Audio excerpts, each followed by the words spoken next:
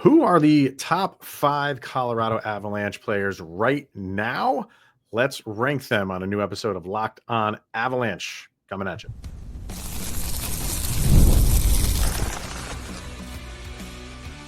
You're Locked On Avalanche, your daily podcast on the Colorado Avalanche. Part of the Locked On Podcast Network. Your team every day. All right, everybody. Welcome to another episode of Locked On Avalanche, part of the Locked On Podcast Network, your team every day. I'm your host, Chris Maselli. Thank you for tuning in, making this your first listen of the day. That's always appreciated. And if you want to get in on the conversation, then join our Subtext. Link is in the show notes below. You chat with me one-on-one and get your opinion, everything Avalanche related, and share it on this very podcast. And we will do that in our second segment. This top 5 that we're going to do, obviously I threw that out to the Subtext people, and they are going to give me theirs. And I like doing this because it's you get different feedback and you hear why people have different spots for different people. And I think how this one goes this year, we might as well make this a yearly thing. Next year could be very different. Could be. So I'll talk about that in a minute. We'll also get to, at the end, we did the Eastern Conference from the teams that missed the playoffs to potentially making it. We'll do the Western Conference a little bit later. So, yeah, why don't we start right off the top about this top 5 right now, as things stand right now for the Avs. And we'll throw some honorable mentions out there. Why not? And I went back and forth with a lot of this. It wasn't just easy 5 guys, here they are, and just got to rank them. I went back and forth with a lot of, at the top. I think we know who's at the top, but it's just how do you have those 2 guys ranked? And that could be this case for who's slotted in at number 5. Because you have 3 guys, 4 guys maybe that could take that 5th spot. So how I started this is not how it ended with my 4 and 5. And the guy I had at 4, or initially at 4, I removed and I put him in an honorable mention. And I kind of did the same with all of the guys I have as honorable mentions. And kind of how I went about this was anybody that's maybe fresh faces or coming back from a 3-year absence, I didn't put in the top 5 because it's almost like, let's see how they do. Let's see how Gabe Landeskog does this year. Honorable mention, of course. If he's at his game and he's back to the old Gabe, like we always like to say and hope, he makes it tough next year. But the other guys that I didn't put in right now, but if they have good seasons, only make this that much more difficult. Brock Nelson, he's honorable mention right now. Mackenzie Blackwood, if he has a fantastic year, he's going to be pushing for a top 5 player on this team. And I took Martin Necas out. Martin Necas is a excellent hockey player. And I'm expecting big things from him this year if he stays on the team the entire season. And if he has a season like I think he can have, I think he's a no-brainer next year for the top 5. I initially had him in just for the sheer ability of the guy. But it's like, well, let's see what he can do on the Avalanche team first. Because this could be we don't want it to be, but, imagine if the Predators girls did this last year after all their signings. You know what I mean? Like you just don't know how it's going to go for a full season. We've got glimpses of it, but we want to see a full year of the newer faces and Gabe Landeskog. And if all of that works out, then we have a much tighter competition and a much bigger discussion going to next year. So those are the guys I left out, but are right on the verge. Gabe Landeskog, Brock Nelson, Martin Necas, and Mackenzie Blackwood. And I don't do a lot of I've retired from the fantasy world of sports. But I've seen a couple lists, and I've seen Mackenzie Blackwood as high up as number 2 for fantasy hockey goalies this year. So people are expecting big things from him this year. And if he produces, this is going to be fun for next year. So let's dive into who I did have on the top 5. If you are watching over on YouTube, a nice little graphic for you. Number 5, I have Artturi Lehkonen. And 4 and 5, this was another one where it's like, this is a little bit tough. In the beginning, I'm going to full transparency here. I didn't have Lehkonen in the top 5. And he was one of those, like, I almost cheated and had a who I have at number 4, and Artturi Lehkonen in the same block. And I'm like, don't do that. That's just, biting off more than you can chew and just taking advantage of the position that I have and just saying, oh, it's top 5, but we're going to do 6. I don't like when other people do it, so I didn't want to do that here. And I move things around, and I have Artturi Lehkonen as the overall 5th best player on the Avalanche. And the same goes true for him, as I said, with all the honorable mentions. If they all have impressive seasons, going to make it difficult. Well, the same goes for Artturi Lehkonen, because he's had really good seasons with the Avs. I think some people, myself included, are waiting for him or are hoping for him to just take off this year and just, no injuries, more consistent with how you're putting up points, because you can do that, even though that's not what you were brought here to do. You've kind of morphed into a guy who can put up points. He already gets goals in a timely manner, in a timely fashion. So putting it all together this year, I think a lot of people want to see that from Artturi Lehkonen, but he's already, in my opinion, the 5th best player on this team. At number 4 went Val Nichushkin. And like I said, initially I had him at number 5 with Nashis at number 4, but I switched things around and I put a little bit more weight, actually a lot more weight, on the guys that are already here and have been here for a little bit longer. That's why I went with Lehkonen 5 and Val Nichushkin at number 4. And I felt better bumping Val up into the 4 spot, just because of that stat that I love about the record when he's on the ice and when he's not. So, that is a big part of why the Avalanche have success. He is. And then just his game. He is the big body he is tough to move off the puck. He loves making those power moves. He's good at making those power moves. And on top of that, guy of his height and ability and skating ability, he's one of their best, if not their best, defensive forward. So his forechecking is phenomenal. He makes it difficult for players in transition. He's just got a wide wingspan, and he can put up points. And he's another guy like Lehkonen. Can you put aside the injuries and have a monster year?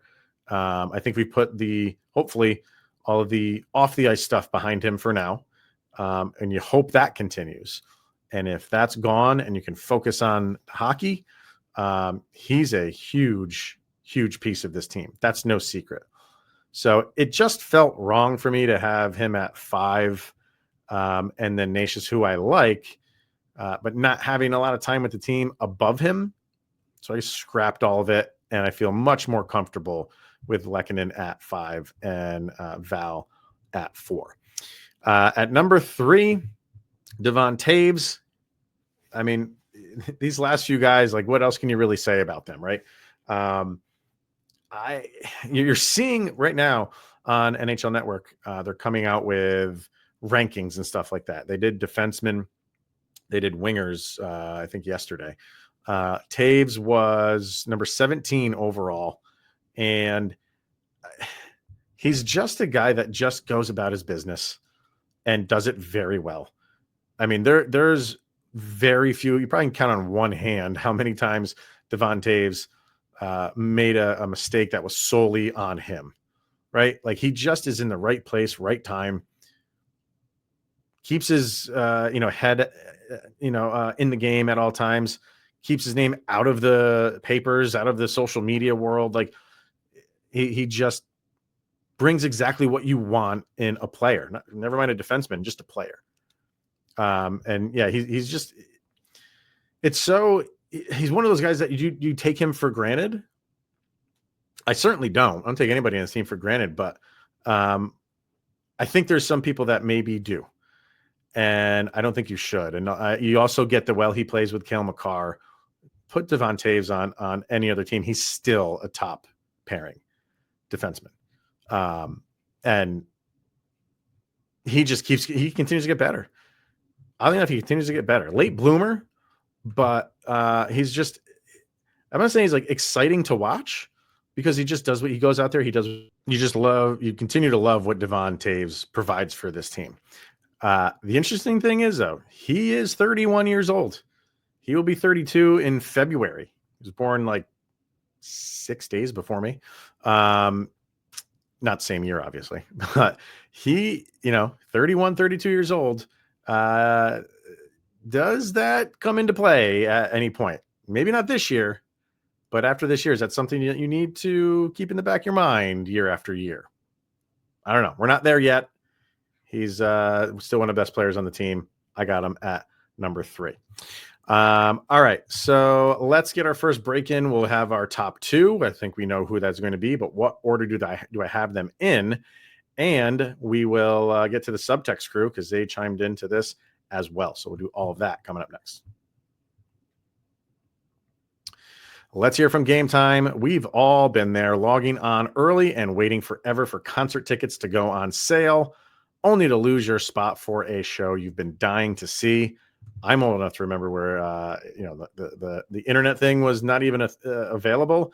You had to go out and wait in line for about 4 hours before the doors opened, and then they were sold out right before you got there. Of course it was. But live music should be about making memories, not dealing with the stress of ticket shopping, and that's where Game Time comes in. Game Time makes getting concert tickets faster and easier than ever. Prices actually drop as it gets closer to showtime, and you can save up to 60% off with their killer last-minute deals. So take the guesswork out of buying concert tickets and show tickets with Game Time. Download the Game Time app, create an account, and use the code LOCKEDONNHL for $20 off of your first purchase. Terms apply. So again, create an account and redeem the code LOCKEDONNHL. That's LOCKEDON NHL for $20 off. So download the Game Time app today. Last-minute tickets, lowest prices guaranteed. All right, let's continue our top 5 players of the Avalanche right now. And like we said, we know who the top 2 are going to be. And it really is a 1 in 1A, right? Like, I hate putting the number 2 next to this guy, because it just does, like with the Valenchuskin thing, like I said, putting number 5 next to him just didn't seem right. It doesn't seem right putting number 2 to either one of these guys, but we have to do it. And for right now, I don't know how much longer it's going to go, but I am still putting right now Cale Makar at number 2. Let me get that up there. There we go. I'm going to get to Subtext people in a minute. Did not surprise me that that they have him at number 1. This is really just, we're splitting hairs here on who's number 1, who's number 2, and like I said, I could have put 1A where you see the number 2 there, but how many times have we talked about Cale Makar in this show? There's really nothing else you can say about the guy other than, and we've even said this, the age he's at, the things that he has accomplished are just unmatched. And that could be a very good reason to put him at number 2. I have, I might as well just put it up. We all know it's Nathan MacKinnon at number 1 for me. And the reason I have him at number 1 is because, yes, while Cale Makar has just achieved so much in his career at a young age, so has Nathan MacKinnon. And he's been here a little bit longer, and he is right on track of beating Joe Sakic's total points in the franchise. The picture I have up, if you're watching on YouTube, he's got the cup. I know Cale Makar has that. I know they all have it. But yeah, it's these two guys is a problem no other team in the league has when ranking your top 5, including Edmonton, right? I mean, when you see top 5 or whatever, top 100 players in the league, Right now, usually the top 4 are from 2 teams. Obviously, MacKinnon and Makar and Draisaitl and McDavid. But if you're ranking the top 5 for the Oilers, I don't really think anybody's putting Draisaitl at number 1. And that's not a knock on Draisaitl, obviously. He's, won MVPs. But, McDavid is the McDavid, and that's the McDavid factor. And nobody would ever dare take him out of the number 1 spot for that team. And they would argue, he's number 1 year in and year out of the league. And that's a discussion to have. But for Nathan MacKinnon, like I said, we're going to get to subtext here in a second. Some people obviously have Cale Makar at number 1, and I don't have a problem with that. I don't. But just the way, like, he is at the top of his game right now. We all saw this coming, and we saw, years ago where the improvement was there. And it was just a matter of time before that switch fully flipped. And it has for a handful of years right now. And he is a monster. And he is just impossible to defend. And he is what gives other teams and other coaches nightmares at night. Cale Makar does that too. Not saying he doesn't.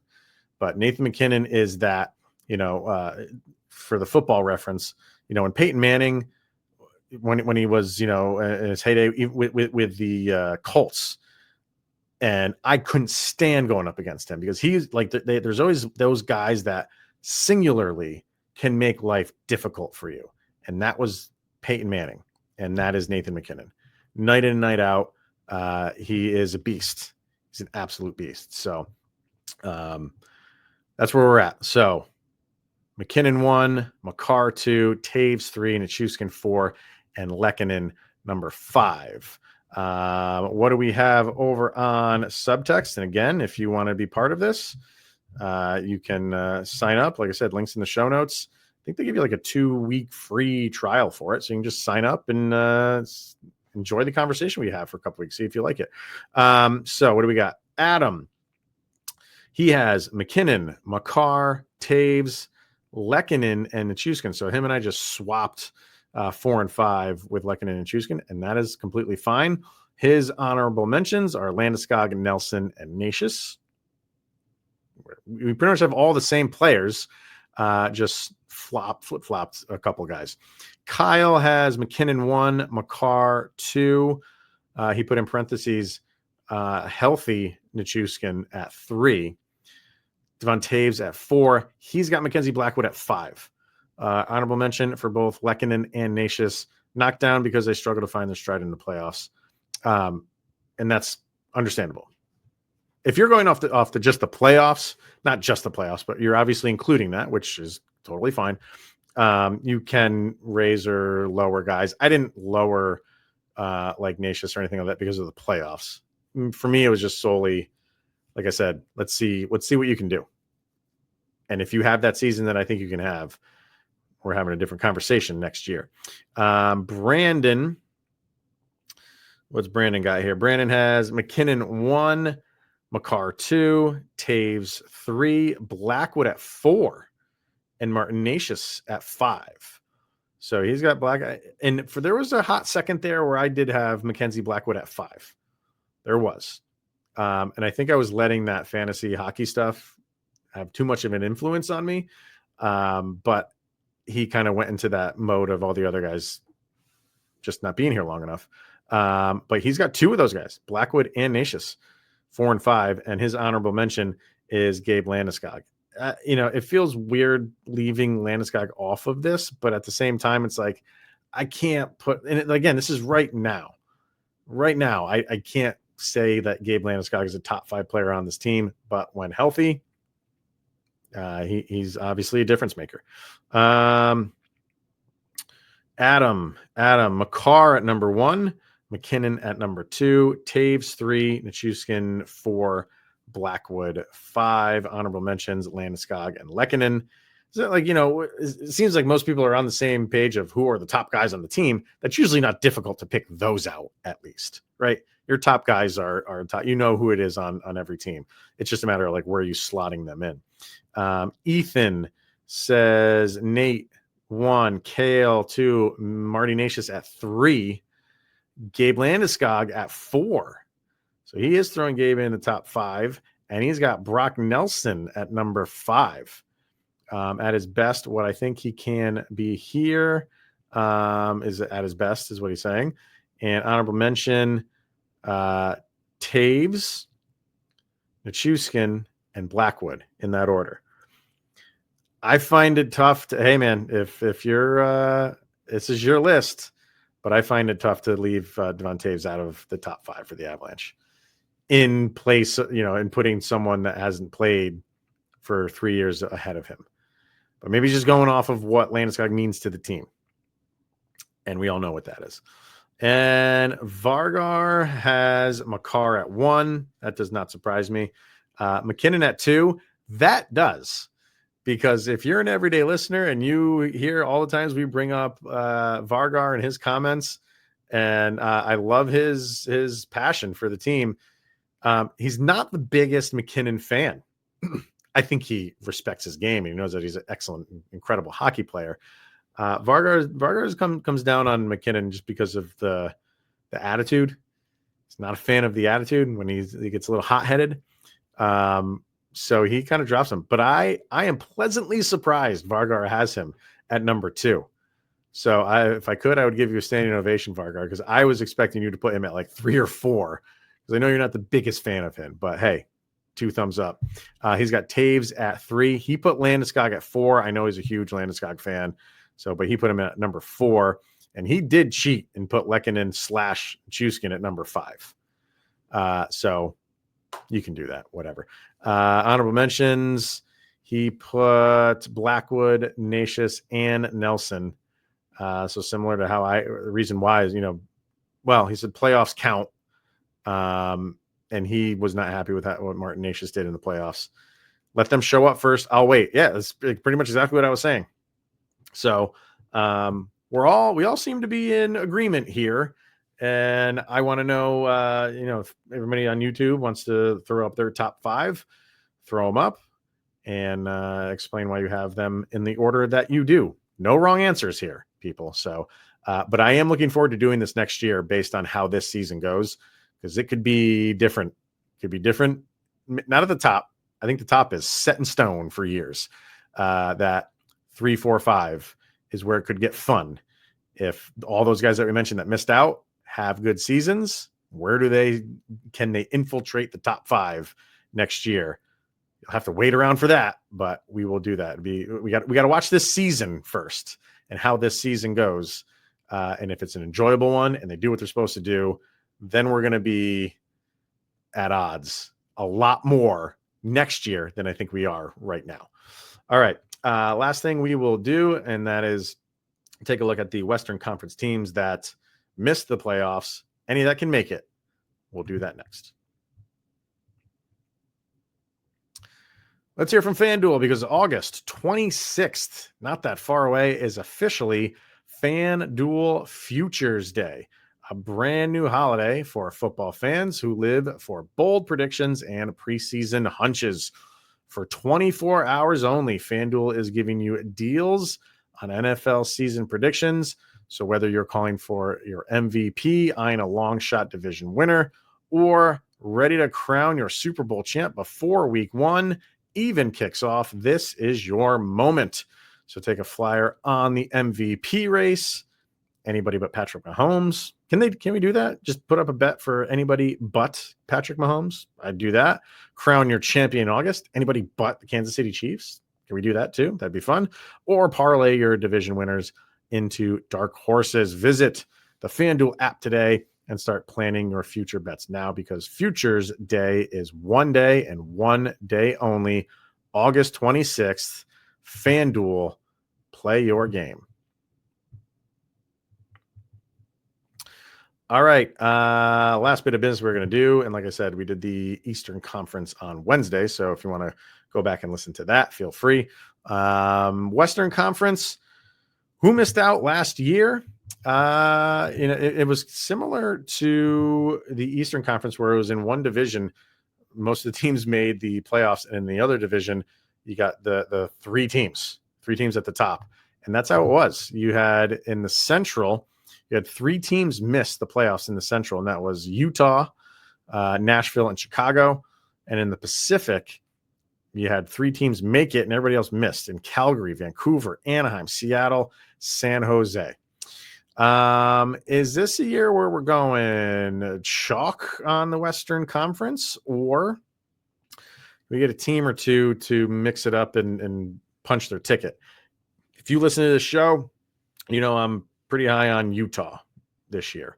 It's so weird because I'm looking at last year's standings and it says hockey club, so it's just throwing me off because they are not the hockey club anymore. So the Mammoth, the one thing I'm looking at here is goal differential.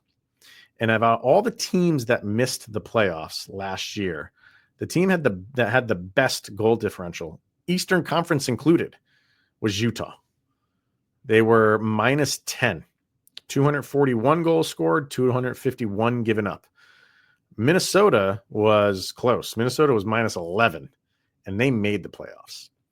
So minus 10 is excellent if you're a team that missed the playoffs because you're scoring goals, but can they flip that a little bit? Can they score more goals? You got to score more goals to win. I know I just blew everybody's mind, but you do. So can they find more goals? I think that's why they went out and got Peterka. Another year with a lot of these guys in the club. Maybe they can. And can they get better goaltending and bring the other number down a little bit? So they're close. And they were close. St. Louis was 96 points. They made the playoffs, obviously. And Utah was at 89.